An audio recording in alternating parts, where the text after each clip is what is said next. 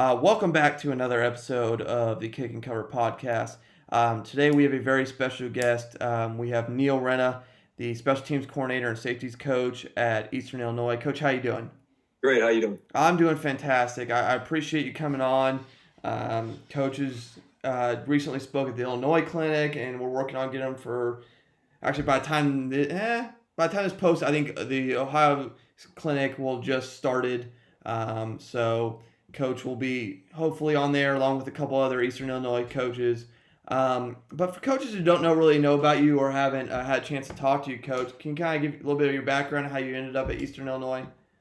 Yeah, I'm originally from the south suburbs of Chicago, high school called Lockport. I went to Heidelberg in Tiffin. I graduated there in 2011. I was in the Navy after college. After the Navy, career in the Navy, I didn't know what I wanted to do next, so I knew that if I went to grad school, I could coach and get a master's. So I went to Kansas Wesleyan and coached safeties there.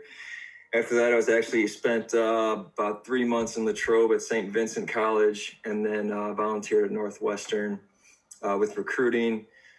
Did that for 9 months. Got a GA on the field at University of Missouri, and was there 4 years.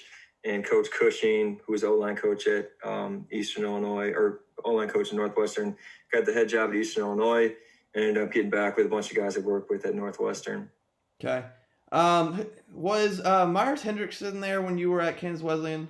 He came in the staff after us, Okay. but I know him. Okay. I didn't know because I've been talking to a couple of their guys over there, so I was just curious. Yeah, they do it right, man. There's some smart coaches. Oh yeah. So kind of today we're going to talk some shield punt. Coach and I kind of talked about a couple of subjects before we kind of settled on this. He's doing some really good things special teams wise. Big advocate of learning and pushing others to learn. So I'm gonna kind of like I have the past couple episodes, just let Coach do his presentation, and then as we go through this, if I have any questions, I'll ask him, or I'll just kind of save them to the end. But Coach kind of sent me this last night, and I kind of looked over and some really good stuff. So Coach, the floor is yours, sir, and I'll kind of, like I said, ask as we kind of go. Sounds good. Yeah, I'm excited to do it. When I was at Heidelberg, I actually had the reason I like special teams is Brian Moore was the head coach at Wilmington College. Now he just had a unique way of making every player feel like they had a role, and your role was either 80 plays on defense or it was 27 plays on special teams. And it's just I just had such a great experience for him. I kind of always knew in the back of my mind that special teams would be an area of football I would really enjoy coaching because I had that great experience. So jumping into that, I enjoy doing these just because I think what we do is really good, and I think can help everybody, and I just like talking about it. So I'm not a really big throw things on the screen and give you 8 slides of a philosophy. I'm short and sweet with it, and I think if you do it effectively, you can be good. Number one is simplify your scheme. You got to work really hard at keeping things simple. It's not being lazy and just doing one thing. It's working hard at having multiple things relate to one core concept. And then the other one that I learned from our head coach here, and it's motivated me and made me more excited about special teams, is you got to maximize the coach's skills. So what I mean by that is for the frontline shield in a shield punt, we zone block up front. So we have our head coach, an O-line guy. We have obviously an O-line coach. We have an O-line GA. So the front line base reach bucket steps is all offensive line play. So why would you not use your offensive line coaches to coach the zone blocking up front? We've done that. And now when I watch special teams play, I watch front line, I can see all the things that people miss just because they're not maximizing the coaches they have. And with that, use your wide receiver coach to work with your gunners. They're going to get pressed by PBR, punt block return teams, by their corners. So use your corner coach for that spot, but use your wide receiver to get off the releases on the punt team. Same thing would go with have your D-line coach teach the arm over shrug releases for your front line, because if you get hold up, then they're using the same words, and kids know how to do it because defensive line coaches want to do it, teaching them. And then for kickoff, linebacker coaches can teach their button press for the final phase, the combat zone, getting off blockers.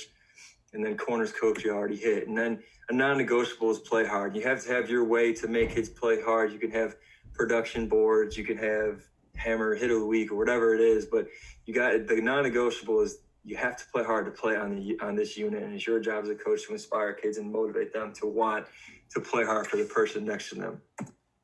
All right, so this is the same install we'll do with our players. Now I have packets of detailed things for every position, but I don't think at the human learning process, kids are capable of holding. The best minds are 3 to 6 things in the working memory at one time. So I try to honestly keep it to about 3. They have to know what, how, and why, and it's got to be short because they're not going to pay attention to long.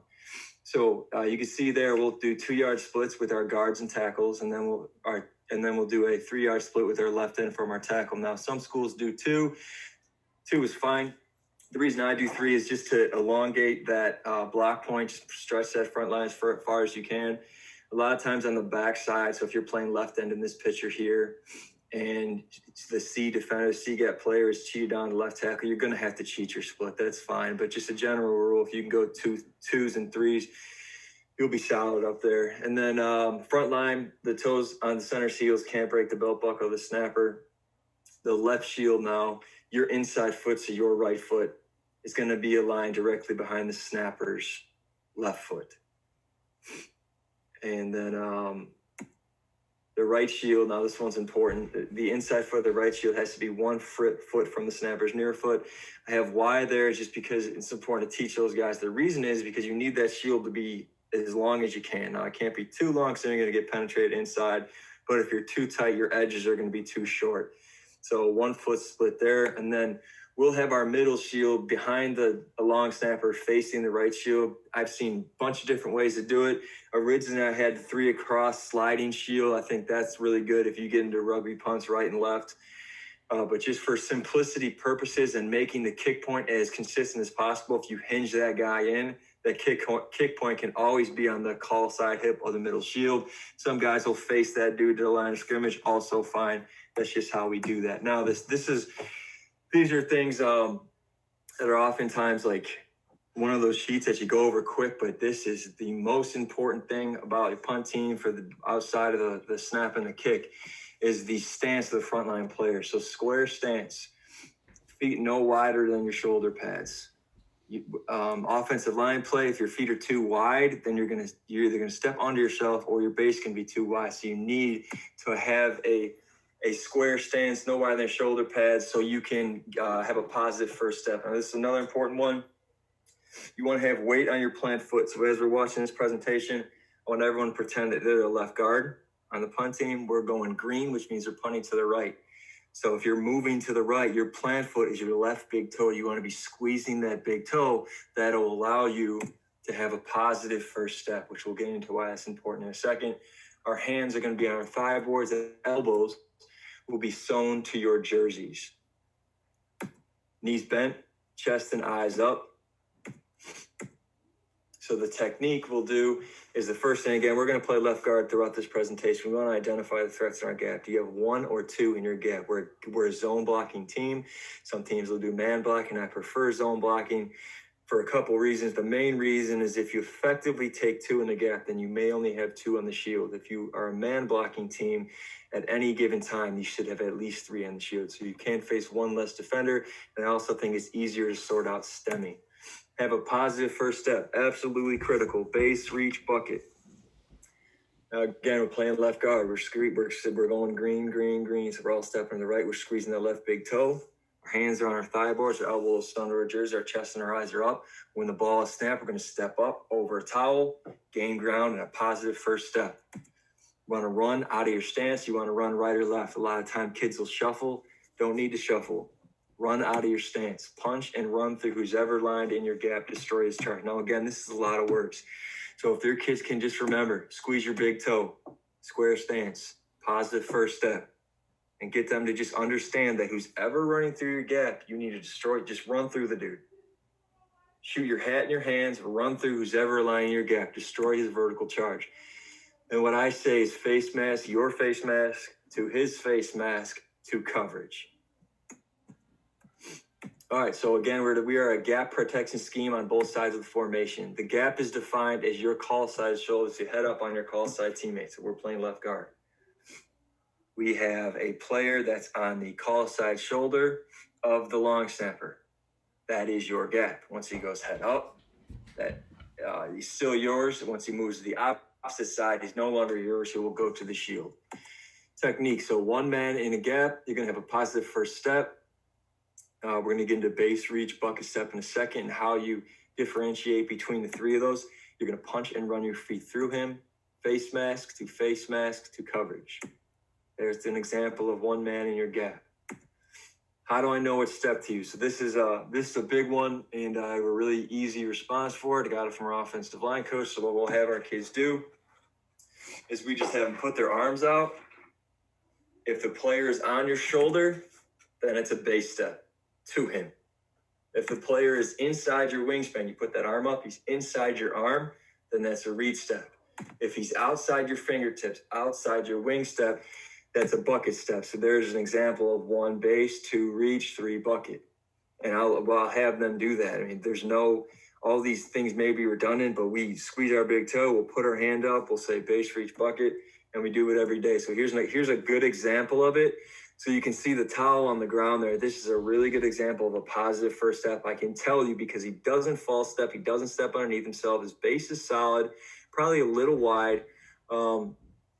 He's squeezing that big toe. I can see by the way he plants off it, and he gets that foot up and over the towel. He's not shuffling. He's running through who's ever in his gap. That would be a base step because the man's on his shoulder. Now here would be a good example of reach step. Again, look at his front foot. So when you're watching punt teams these next couple of days, if you're able to see any end zone shots, watch their first step. I promise you will see a bunch of people. I have a couple examples here. That foot will go up and it'll go down. They won't gain any ground. You have to gain ground with that first step. You got to drill it every day, just like an offensive line would do. All right, so here's a couple more examples. This will be the bucket side. So in this picture here, we're punting goal to the left. So this is your backside end. And he's always going to have a bucket step because he's got to dig out who's ever aligning that C gap there. But again, if you look at his hands on his pockets, I'd probably put him on his thigh boards, a little bit better for him. His positive first step, the foot is up, the foot is down. He's squeezing that big toe. I can tell by the picture, and he's running through in his gap. That's a really good look. I like this before you get into aligning against bags or anything. Just put them out there and just do it on air. Just have them all step through their steps. You can see everyone's positive first step. The foot is up, the foot is down, gaining ground, running through who's ever aligned in their gap. So if we have 2 players in the gap now, positive first step, base reach, bucket. Now this one, we have to go face mask to the furthest man in your gap. So again, we're all playing left guard. We come up to the line. All right, we identify the threats in our gap. There's 2. I know that I have to get face mask to face mask on the furthest man in my gap. He's outside my wingspan, so I'm going to have to use a bucket step. I need to squeeze that left big toe. I need to have a positive first step. Get the foot up, get the foot down in the ground. If you can't get to the furthest man, create a pinball. Now, you got to be careful telling them the pinball because then every one of them is going to try to just go pinball that guy. But if you are naturally working to the furthest man in your gap, more times than not, you're going to knock the inside guy off as well. And if not, you still have your shield there that can take 3 relatively easily. But if you effectively do this, you can keep it at 2. So that would be an example of a bucket step to the furthest man in the gap. Face mask to face mask on the furthest man in your gap. Again, just because you can't do it enough, if the man is at your shoulders, base. The man is inside your wingspan, reach. The man is outside your wingspan, bucket. All right, so now the shield. And going back just to the front line guys, typically those are linebackers and safeties. And then your ends, which we'll get into a second. Those are the best players on your football team. What we'll actually do is I'm going to take our 4 to 6 best players and I'm going to rotate them dudes in. And one player isn't going to take 4 punts a game. I'm going to rotate them in for a couple of reasons. A, they're usually always older guys, seniors. If they want any prayer playing in the NFL, they better have some great special teams tape. And the easiest way to have great special teams tape is playing gunner on the punt team. So those guys will come to me begging for reps. So I'll make them feel like you only get so many. So when you're out there, you better give it everything you got. And then you keep those guys fresh and they're going to end up competing against each other. All right, so we're for the shield. These are offensive and defensive line bodies, bigger tight ends if you have them. You secure inside gaps and you react to outside threats, protect the kick point. So a good coach you can have teach this would be your running back coach, because that's what their world is. They're used to doing that. Whereas if you're a linebacker coach, you have never protected any inside out anything. So if you have a running back coach that can work with these guys, that's maximizing your coaching staff. If there's an inside and an outside threat, you want to punch inside and you want to surge to the outside threat. These are the same words we'll use with our field goal protection, and with our field goal stance, it'll be similar. Hands on your thigh boards, elbows under your jerseys. You try to keep things consistent throughout, so you don't have to remember a bunch of things. Keep your shoulders square, your elbows tight. You want to put your screws below his screws. We use keep your feet and eyes active. We use hot feet just because it's the same thing. If we're playing press coverage, we'll use hot feet right when the ball's snagged, just because it gets your feet moving. When we're playing quarters and you get a skate step, a reset, whatever you want to call it, you get your feet moving, because when your feet are moving, your eyes are moving and you're ready to play. So we'll use hot feet there. You want to step to contact. You want to stay firm and square. You can't give up any ground on the shield. So green is green for the front line and the shield. Green is to the right, gold is to the left. Always let the ball cross before you move. For the middle shield, gold. So here's a couple pictures. There's the protection of it. Let's go here. That's green. Your kick point is indicated by your star there. It's going to be the call side hip of the middle shield, and that's critical because your pressure is going to be coming from the left in that picture. So if that kick point is not to the right a yard, you're going to be susceptible to a block. So the kick point is imperative. You can see the picture of these guys in here. This is a sliding shield, but it's no different. They're going to go inside, outside. You watch 55 does a good job of protect inside and then surge to the outside. Same thing with 46. Watch his first punch inside, surge to the outside. Now that's 4 on the shield. That shouldn't happen very often. Green is a punt to the right. Gold, you guessed it, punt to the left. Operational times is not as important of a slide, so we're going to go through this quick here. Usually if we can get operation time about 2-2, I'm happy. I try to set lofty goals, and then our hang time goal is 4 seconds to 40 yards. Again, if anywhere around there, I'm happy as long as we get out in the coverage. Operation time, and then it's just something you have to emphasize to your guys, because the base reach, bucket step, the hands on the thigh board, squeezing your big toe, none of that matters if you're not snapping the ball to the punter, the ball's not kicked to the right place to the kick point, and then we're not getting down to coverage. So launch point, call side, and middle shield, just very critical. We place the ball in the 40 yards deep on the top of the numbers, aiming spot in the middle of the belly button there. So the actual calls we'll do. Green is green. So you can see those inside players. Green is green. They're always base reach, bucket step, who's ever aligned in their gap. Green is a punt to the right. The front line, block to your right, face mask to face mask on the furthest man in your gap. Because you've already drilled this, they should already know to squeeze your big toe. They should know your hands should be on your thigh board. Your elbows should be sewn to your jerseys. And all they're thinking is run out of my stance, get my face mask to the face mask of the furthest man in my gap. Backside end bucket, which we talked about. So if you're looking at that left end there, he's got to cut off that C gap. The D defender, because we have a 3-yard split, I'm not worried about the D defender getting to the block point. Shield's going to hold your ground and know where the launch point is. That's the right hip of the middle shield. Punter's going to place the ball 40 yards deep on the top of the numbers to the right. Now let's check out this look here. So the first one I want to point out is, let's look at number 3 to the left here. It's their left tackle. Watch his first step. He gets it up, but he doesn't gain any ground. Because he doesn't gain ground, he's not able to get his face mask across the face mask of the furthest man in his gap. And then you look over again. Let's look at the left or the right guard. 15 I'm looking at. Watch his step. So he doesn't step at all. He shuffles and opens. So these are the things that just because the ball might travel 40 yards and hit the top of the numbers, it does not mean it was a clean punt look. So the front line steps, it doesn't matter if the ball looks great. You got to make sure you're paying attention to those and always drilling that, because that is important. Just more stuff for the shield here, just the installation too. So we keep our shoulders square and our elbows sewn to our jerseys. Our hands are up, our fingers are out of the way. Again, stuff from offensive line coaches. So your hands are up and your fingers are pointed out, your thumbs are up. You're going to step to contact, punch, and step simultaneously. The middle shield's got to be ready to take on too. His eyes are low. He's going to pitchfork up and through below the eyes of the defender, and then we got our punch and surge. So if we're looking at this, if we go green, that means our right side gaps are open. So our shield knows we're responsible for greening the right side A gaps. So our left shield knows that he doesn't have an immediate threat to him because he's on the zone side of the protection there, or the left side where the left guard is going to cut off his defender. But he does know that he is going to have a late rush potentially from either the D defender who's either rushing the kick or just securing the kick. So he needs to make sure, first off, that his inside gap is set. So he'll punch with his right and then surge outside to the left. There's that look there. And then just another look, which you've already seen for the shield guys.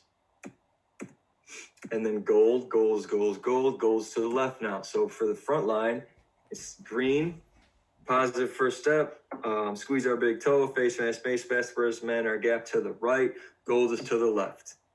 So now we have two different looks and we have the exact same rules for the front line and for the shield. So all this stuff is the same. Here's a look at gold.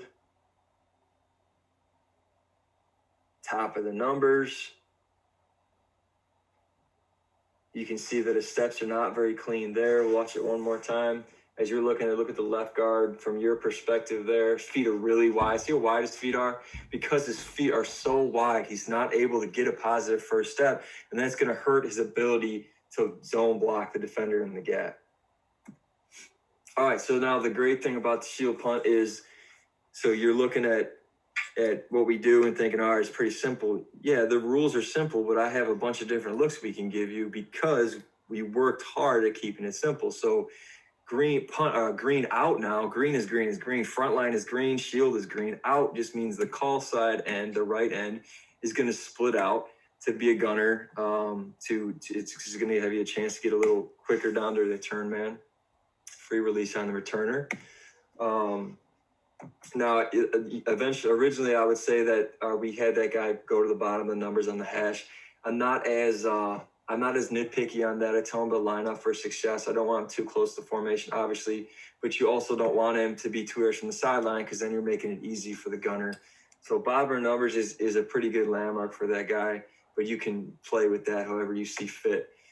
So gold out is the exact same thing. Gold is gold. Face has face mask to the furthest man in your gap. Squeeze your big toe, hands on your thigh boards. Run through whoever line in your gap. Protect inside out on the shield. Gold out means call side and splits out. So there's two different looks for you. Open. So this is actually my favorite, but it does give you a little shorter gap. If you're looking at that top picture, so if you look to the right and to the left side now, it's a little shorter edge. So where gold out is a little bit better because your front side end isn't doing much anyway. The back side is a little longer, so your outlook is a little better open from that regard. But if you're not getting a rush, you're getting a hold up, or if you're anywhere near the 40s, the open look is one of your best ones. Open's talking to both ends. The front line, green and gold. The shield, green and gold. Same rules apply for those guys. You can also go over. So over is only talking to the backside end. So green is green for the front line. The shield, green over tells the opposite guy, the left end now, to come over. Gold over tells the opposite end to come over. So there's 1, 2, 3, 4 different looks. All the rules were the same for the front line and the shield. And you're giving teams a couple different looks to have to adjust to. Now, the other thing I like to do out of it is the huddle look. So you can either break the huddle and go right into your green and gold look, or you come into a little huddle there, and then you make them match whatever you do. Yes, they know where's shield look. They know that it could be regular green or gold, or they could get out, they could get open, they could get over. So why would you just go a line in one when you get in huddle and make them adjust to you? And you look at the look here. So if they got a rush going on, they might have to adjust. Hey, you got to go take that guy. And then you can go either freeze count, you can go a jet count, so you either stab the ball quick or you're using the clock, get him to jump off sides. The other thing I like to do is just a shift look. So all this is just you throw all your players out there, and this is one of 3 different shifts that we have. And again, you have to be a master at one. Like, you can't go right in and do the shift. The reason we're able to do this now is because our kids understand exactly what they have to do in every one of the green gold opens. We'll usually only use about 15 players on it, so they get a lot of reps at it. So 5 is the best player in our football program, one of the fastest players in the conference. So he's usually going to be on the field as a gunner, and if it's not him, it's going to be one of our other better players that has speed. So we'll line him up there. And then if you look at our front line guys, our left shield is an offensive line. He's lined at guard there. Right guard is an offensive line. He's lined at guard there. Middle shield is an offensive line. He is aligned at, or right guard is a linebacker. Middle shield is an offensive lineman. Right shield is an offensive lineman. So right off the bat, you're looking at, you got split zone here. You got bubble. You can run speed option to the left and option as you're looking at it, to be the right end for them, aligned to our left guard. You can run a little bubble or a now over to the right there. You could run a power look. So there's a bunch of different things you can look, or you can just snap. You can just shift and snap the ball. So this is just a look of shifting, snapping the ball, and then but right now we're just in green out. So just one more time for you there.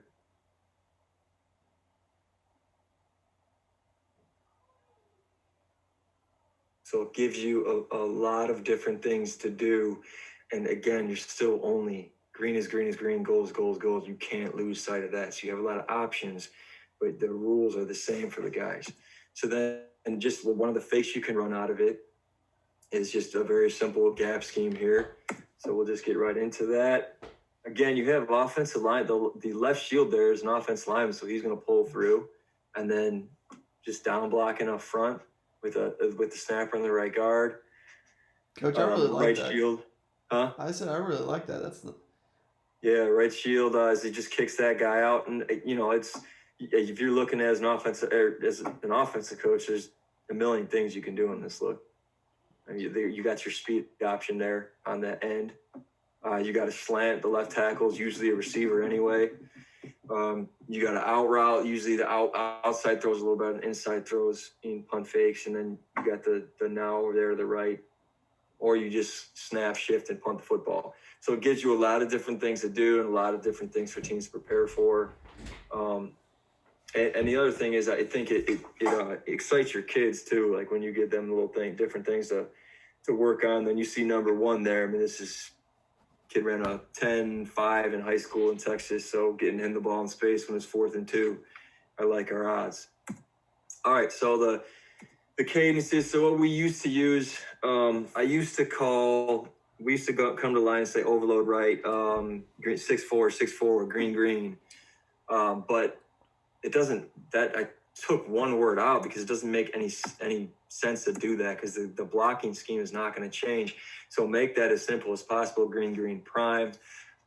We have a couple different words we'll use for our snap indicator just to change it up through the game, because you don't want them to have a jump as your third punt to know when you snap the ball. So you'll call out green, gold. Don't matter if it's gold out, open, over, green is green, gold is gold. So cadences are cadences.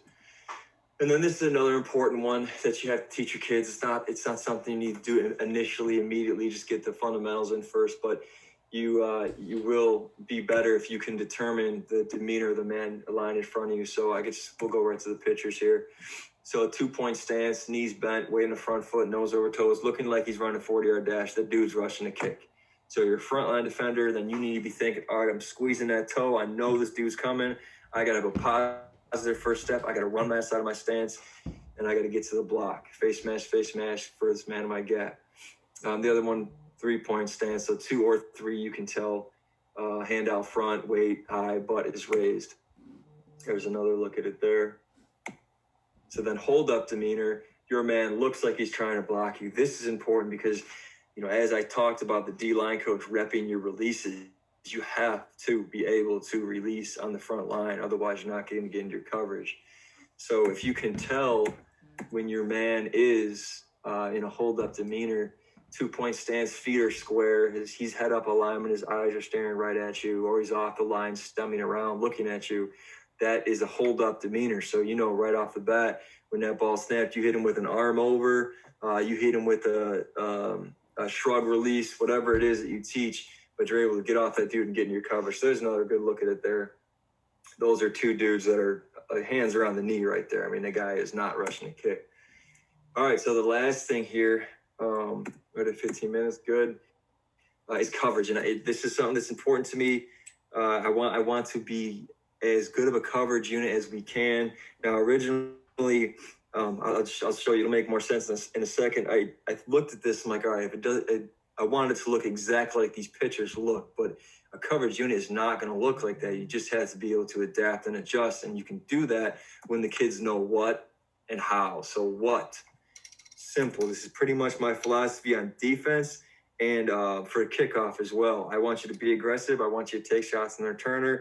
I am not a breakdown guy that has their purposes, but I want players to not think. I want them to play as fast as they can. I want fanatical pursuit. So everything we do as a defense, we're the same way. It revolves around taking shots and being aggressive.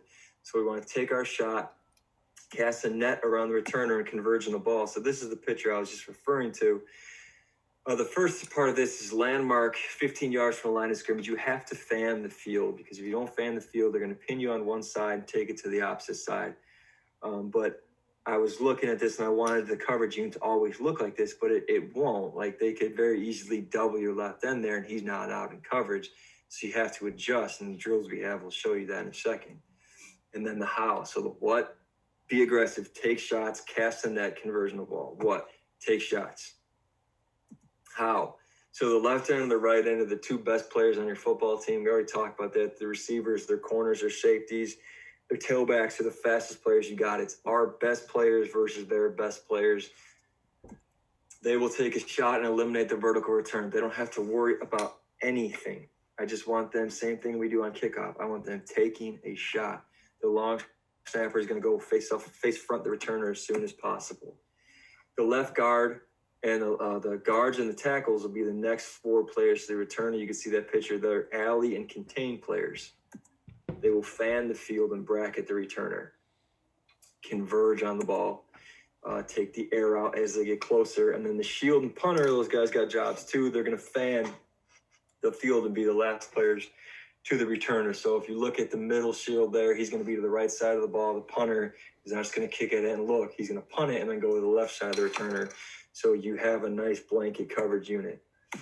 Keep the ball on your inside shoulder. So now look at this picture here. Let us start from the beginning there. So you can see these two first players down, take aggressive shots, and they miss. Well, good. They missed, because now look at the next four. There's nowhere for the player to go, because, and our receivers coach is big on this, came to us from Dayton. So he wants to spill, he coached the Gunners. You want to make the returner run right or left, same as you would spill football, make it move right or left so your coverage players can do their job. So let them play fast. Don't let them be afraid to make mistakes. As quick as they can down the field, and your coverage unit is going to get there. So that's just a great look at shot, and then just taking the air out of the return, and everyone is there getting the returner in a capsule. All right, what? Be aggressive, take shots, returner, cast the net around, converge on the ball. So we'll talk specifically about the guards and tackles here.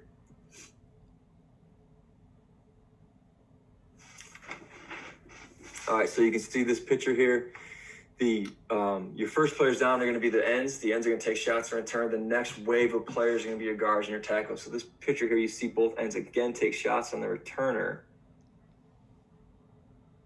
And then you look at the next four down. There's the two alley players. You're going to see them present themselves right at the 45 now. And then you look outside of them. Those players are going 5 yards outside of them.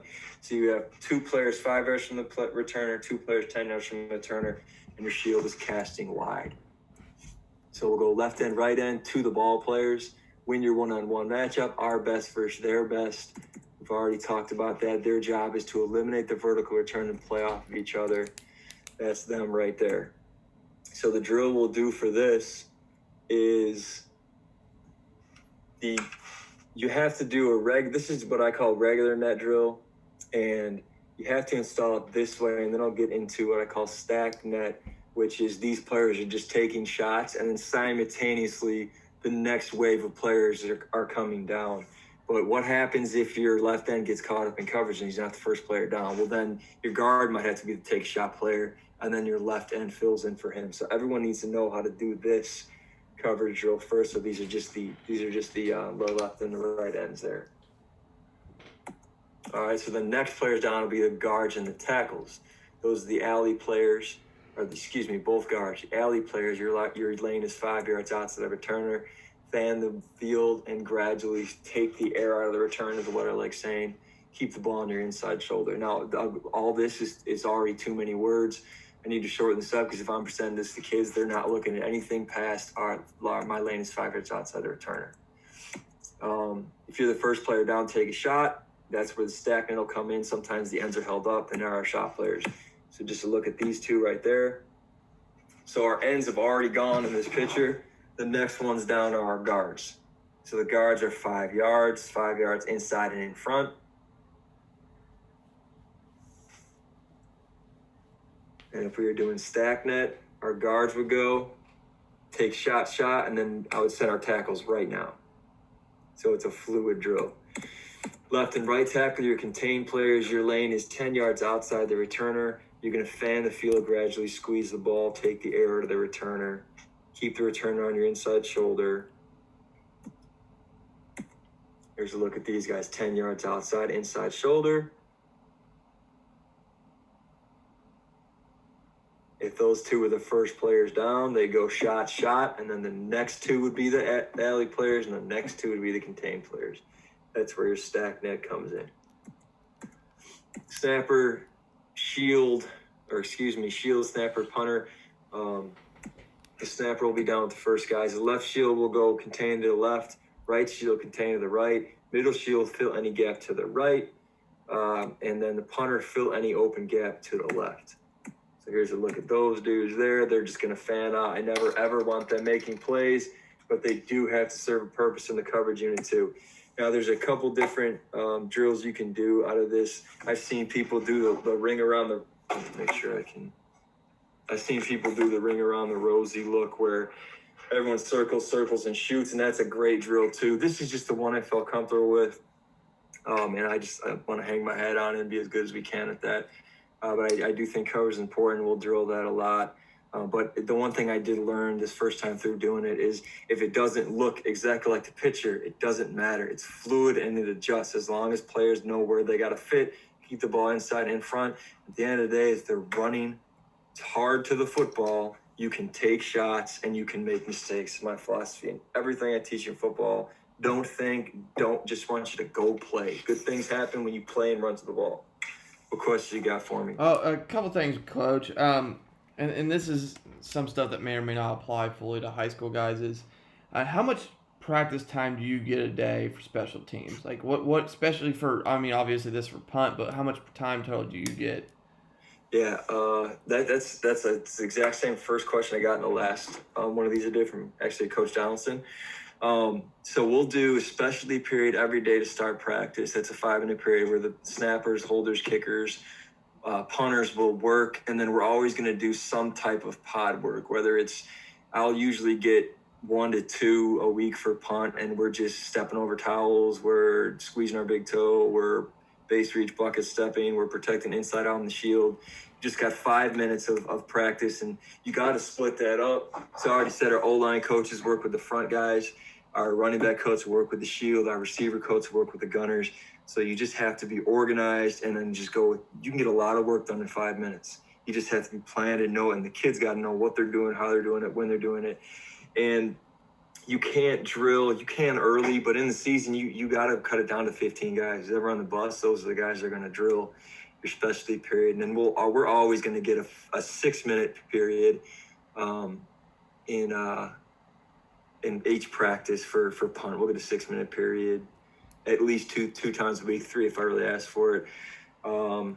And then we'll just split up our different special teams groups. Usually we'll get 2 a day. So KOR will get 1, punt will get 1, kickoff, etc. Okay. And then how much meeting time do you get, and what is your typical rhythm of your meeting look like? So I'm really big on, I don't know why, I think it's because I know attention spans are short, so I'm a 7-minute meeting guy. Like we'll do usually 1 to 2. We usually go 2 groups a day. Our running back coaches our PBR team and our KOR. So I'll get 7, he'll get 7. It's just you gotta if you're doing a 15-minute special teams meeting, the kids are going to focus for about 4.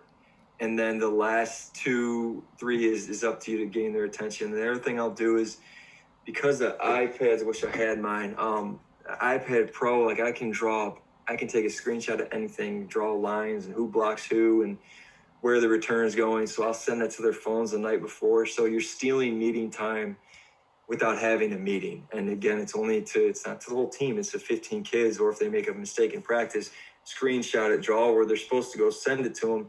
You just got a coaching point done without even having the coaching point. Or go to the KOR meeting with a sheet of corrections for the punt team. So while they're setting everything up for KOR, you're going around and handing out sheets of, hey, you missed this block here, you need to do this. Remember, face mask on this guy. So the meeting time is limited. I think that's a common misconception, is people think you got a whole bunch of time to meet in college, but you really don't. I mean, you have a 20-hour rule. You got to fit everything inside there. So you have to be smart with your meeting time, and you got to understand that kids are only going to pay attention for about 4 to 7 minutes. Okay. And then kind of going from there is, what does your progression with your staff look like, and making sure they're all on the same page and they know what drills we're doing? How do you set that part up?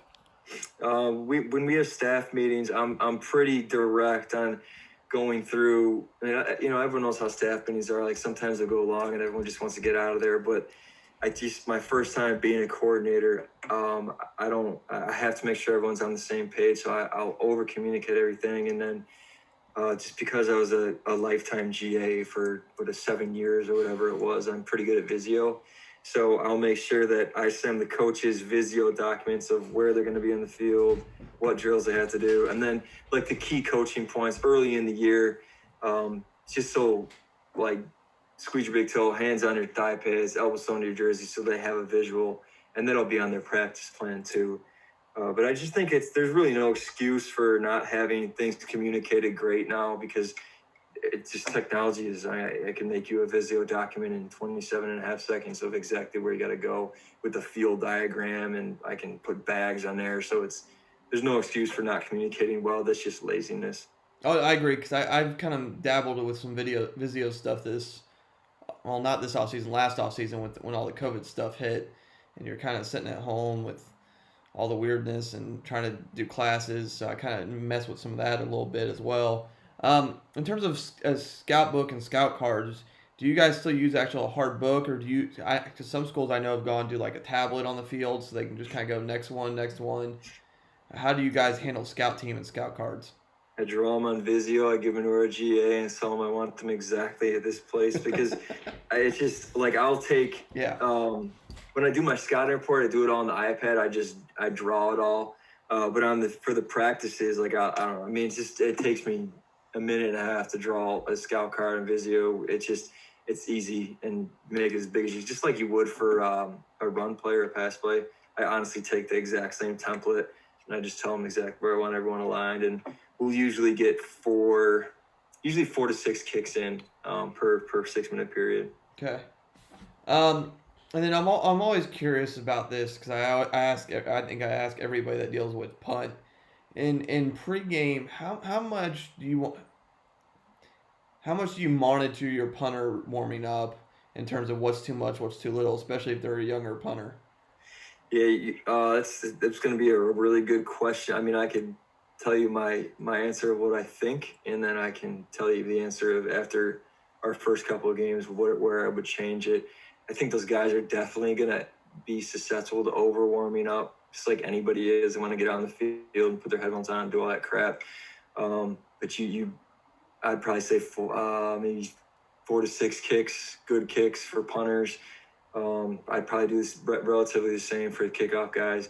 The good thing for us is we have a coach here that was at UCF for a GA with him at Missouri. He was a special teams QC at UCF for 2 years. So he's been through the experience that I will soon go through, and he's going to see how every kid needs a different warm up. And I'm going to lean on him for all that stuff. But my initial thought is err on the side of don't do too much. Yeah. I get you, Coach. And then, how do I word this? Is there anything, like when you scout, is there anything specific you look for, like that's maybe out of the normal, or you think is really good? Just right before we started here, I was just looking at some KOR stuff.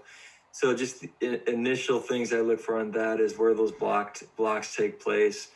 Usually, like for a lot of landmarks, will be 30, 35. Some guys will jump right off the snap. So you have to figure out when those blocks are going to take place. You got to identify the double teams.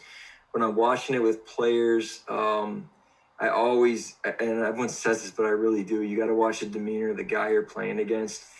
For if you're on kickoff return, what angles can you take? Can you wash him by? If you're on the punt team, you got to look at everything we just talked about, where his hands are when he's rushing versus when he's not.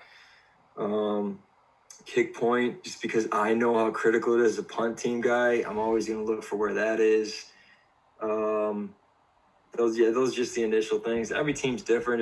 You're gonna see things that just watching our second opponent saw some things that were much different about them than the first opponent. So, Okay, Coach. Well, I appreciate you coming on.